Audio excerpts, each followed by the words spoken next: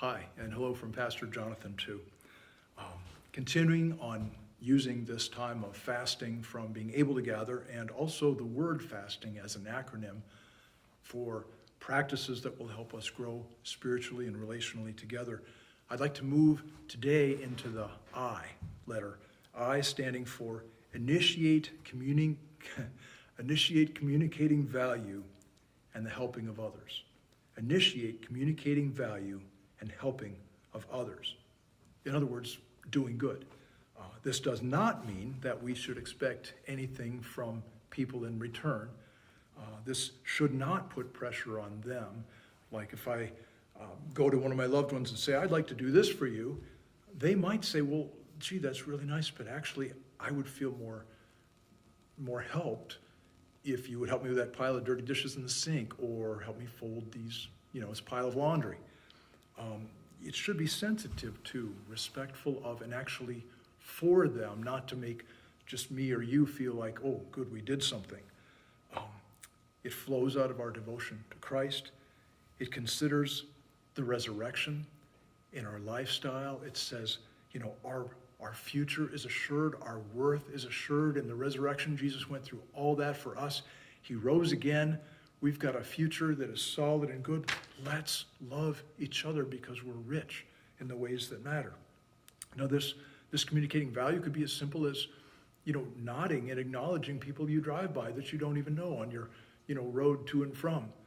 It could be as simple as sacrificially giving up that time you so look forward to as a parent because, you're saying goodnight to your kid, and sometimes they're stalling, but sometimes they just really need to talk, and you look forward to that time alone to yourself or with your mate so much.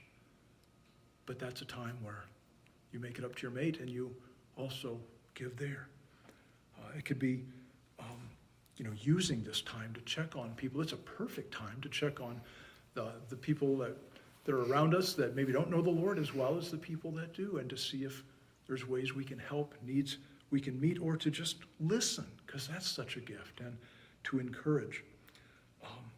Communicating their worth in God's sight and ours. People that are weirded out, we're comfortable saying, hey, I love you, brother, love you.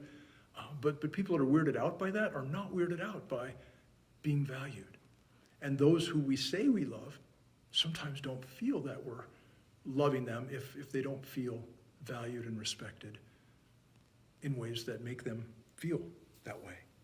So we don't want to overlook the home, where we are most likely to be taken for granted, and where we most likely feel like, oh, I need to be served, I need to be affirmed.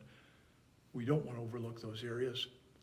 We also don't want to overlook the many that are all around us. It's just such a great time to be sensitive to the Holy Spirit, to be led by the Spirit, to expect Him to be showing us ways and bringing people to mind, and opportunities for practical biblical love. And biblical love is practical. In 1 John 3, 16 through 18, it says, this is how we know what love is.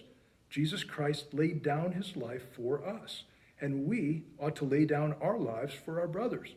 If anyone has material possessions and sees his brother in need but has no pity on him, how can the love of God be in him? Dear children, let us not love with words or tongue, but with actions and in truth. So by initiate, I don't really mean invent. I mean, sometimes we're going to think of things and it's probably going to be the Holy Spirit.